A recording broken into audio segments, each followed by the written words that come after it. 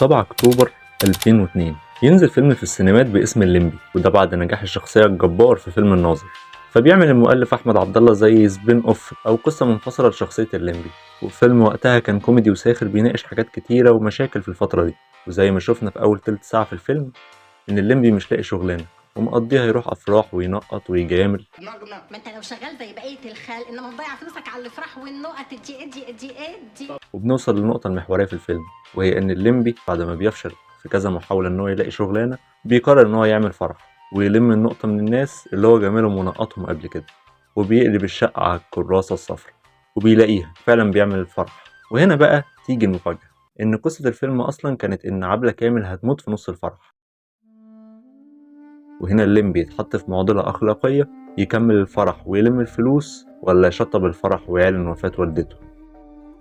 ده كان السيناريو المبدئي للفيلم، ولكن المنتج احمد السبكي ما عجبوش الكلام ده وقال ان الفيلم هيبقى كئيب، هو خليه كوميدي زي ما هو كده. وهنا المؤلف احمد عبد الله يغير السيناريو اللي شفناه في الفيلم. عم بخ بيتجوز فرنسا ونهايه سعيده لكله. تقولي طب ايه علاقه كل ده بفيلم الفرح؟ اقول لك انت يا صديقي ساذج، مش واخد بالك من حاجه. وهنا بعد 7 سنين المؤلف احمد عبد الله يستغل فكرته في فيلم درامي بيناقش رساله مهمه، وهي الاقدار.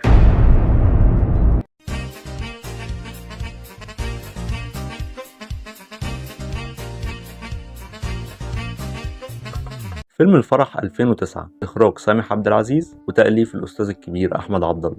قصة الفيلم مع إني لسه قايلها لك هو إن عندنا زينهم عايز يعمل فرح ويلم النقطة عشان يشتري بيها ميكروباص يشتغل عليه، لكن هو أصلا بيتجوز فبيضطر يأجر عريس وعروس عشان يعمل السبوبة دي. وفي وسط الفرح الأم بتموت وبيبقى في حيرة، يكمل الفرح ولا يشطب الفرح ويعلن وفاة والدته ويستعوض ربنا في الفلوس. تعال أخدك في رحلة سريعة كده نشوف فيها شوية من تفاصيل الفيلم. بيبدأ الفيلم وبنشوف كادرات من بعيد عشان يبين لك المخرج البيئة اللي احنا داخلين نحكي فيها القصة، حارة من العشوائيات مناسبة جدا للفترة اللي نزل فيها الفيلم. بنشوف ان الفرح بيتجهز له، وان معظم الحارة وان ما كانش كلها عارفين ان زينهم ما عندوش ولا اخت ولا دياوله، وانما هي جمعية ودايرة مصلحة يعني.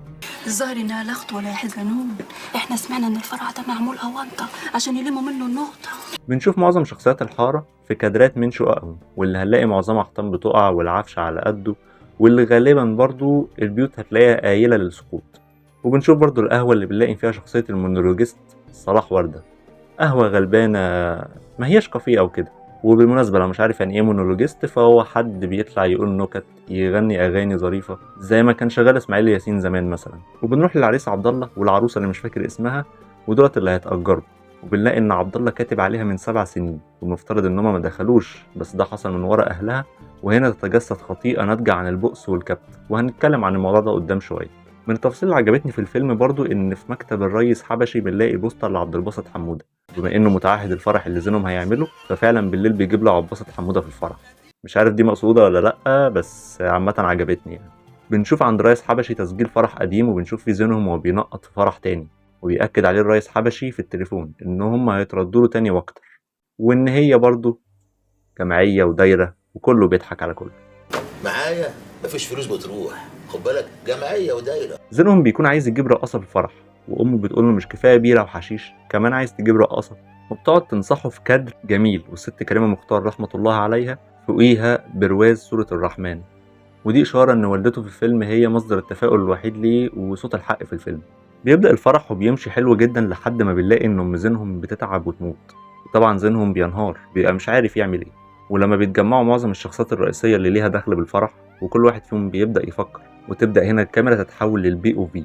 ولو مش عارف إيه هو البي او في، فهو منظور النقطة.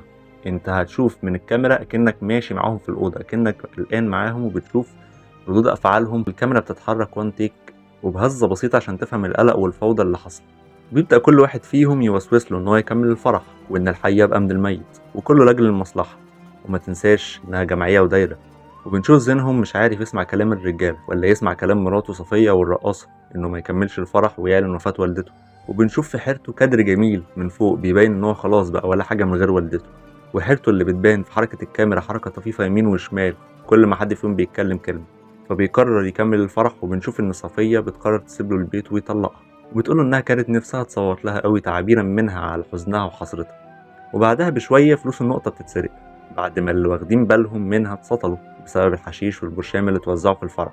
يعني زينهم بيخسر كل حاجة، بيقف الفرح وبيشطب وبيعمل العزا. وهنا بتيجي أجمل حاجة في الفيلم، قول المولى عز وجل: بسم الله الرحمن الرحيم. ولو كنت أعلم الغيب لاستكثرت من الخير وما مسني السوء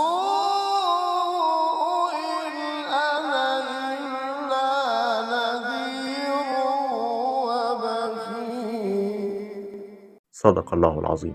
وفجأة، وخلي بالك عشان الحتة دي فيها حرق، هديك 10 ثواني تكون قررت عايز تكمل الفيديو ويتحرق لك ولا لأ. بيقف زينهم في العزا، وفورا بعد ما بتخلص الآية القرآنية بنلاقي زينهم في لحظة ندم بيقول: يا ريتني ما كنت سمعت كلامكم.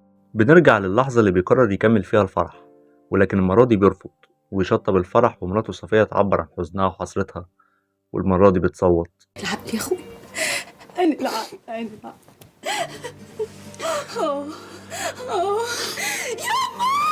وينزل تتر النهاية ويسيبنا في تساؤل.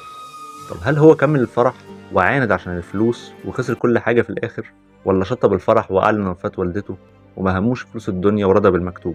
ولو انت وصلت للجزئية دي من الفيديو فحب اقول لك حبيبي، وحط لايك لو الفيديو عجبك واعمل سبسكرايب، ولو الفيديو ما عجبكش مش مشكلة برضه، براحتك يعني. يلا انجوي. كده انا كلمتك عن الاخراج والتصوير، خصوصا ان الفيلم ما فيهوش شغل كتير صعب، مش محتاجة تعمق وتفكير قوي، انما هي افكار بسيطة بكادرات مريحة للعين. هكلمك بقى في الشخصيات وعلاقتها بالخطايا السبعة، ومش كل الشخصيات طبعا. ولو مش عارف ايه هي الخطايا السبعة، فهي خطايا بتتمثل في السبعة الجايين، وهي خطايا عبارة عن الحسد، الطمع، الجشع، الغرور، والشهوة، والكسل، والغضب. يعني مثلا هتلاقيه شخصية زينهم ما بيشتغلش تقريبا، فدي يعتبر خطيئة الكسل. وهنلاقي برضه انه بيحقق خطيئة الغضب لما بياخدها بلطجة وبالدراع وبيقرر انه يعلق الميكروفون في بلكونة جارهم غصب عنه، وانه كمان ضرب الرقاصة لما رفضت ترقص احتراما لحلفانهم وزينهم انها ما ترقصش تاني. والطمع، وده اللي خلاه يكمل الفرح في النهاية الأولى. هنلاقي ان حودية الشخصيات مركزة قوي على رضا الوالدين عامة، وانهم دايما مصدر الامان لولادهم، وهنشوف ده في علاقة زينهم بامه اللي بيبقى قهران لما بتموت وهي زعلانة منه، وعلاقة ماجد الكدواني النبطشي وابوه بعد ما اتحط حاجز نفسي بينهم بسبب العاهة اللي ابوه سببها له زمان، وعلاقة صلاح وردة مثلا بابنه، وانه عايز يخلي ابنه فخور بيه. وكلها علاقات حلوة اتعملت صح عشان تخليك تتعاطف مع الشخصيات مهما كان فيهم من صفات سيئة. انا وانا بحضر الحلقة دي شفت الفيلم 4 أو 5 مرات. لاحظت دايما ان زينهم الابن واللي هو بيعبر عن عامة الشعب متشائم ومش عاجبه حاجة، ودايما عصبي على عكس والدته. وده بان قوي في المشهد لما كانت بتطلب منه ان هو يجيب المونولوجيست صلاح وردة. يبقى جيب لنا في الفرح الجدع المضحكاتي ده اللي اسمه وردة. صلاح وردة ده تلاقيه مات، ده اجيبه منين يا عم؟ يا ابني دور عليه، بقول لك بيضحكني، دمه خفيف قوي المضروب. حاضر لما هشوفه. وطبعا مين نفسه يضحك في الايام دي. والمشهد ده حصل اول الفيلم تاني لما الراجل العجوز اللي بيلمع الجزم ضحك جدا على نكت صلاح وردة اللي ادمت، وحتى لو حلوة فالواحد ملوش نفس يضحك زي زمان. حتى بص نظرة الراجل اللي قاعد جنبه كده. المهم ان الناس الكبيرة دي هي مصدر التفاؤل في الفيلم. لازم تعرف برضو ان الفترة اللي نزل فيها الفيلم كانت فترة بطالة وفقر وجوع وغلاء اسعار، وكون ان اصلا زينهم ما بيشتغلش وده بيوريك البطالة وتأثيرها على الشباب في الفترة دي. ده غير كمان جملة رمتها الرقاصة لما جت في الفرح: معايا قال كاتكم 60 ميلة البلد بتخرب.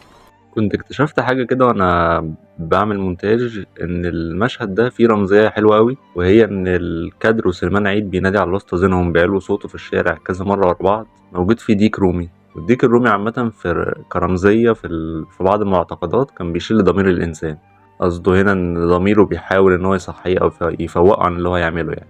الأهم إنه فيلم حلو من أحسن أفلام البطولات الجماعية، سهر الليالي وعمارة يعقوبيان وأفلام غيرها. ممكن نبقى نتكلم عنها بعدين في حلقات جاية، وأشوفكم على خير إن شاء الله في حلقة جديدة، وسلام.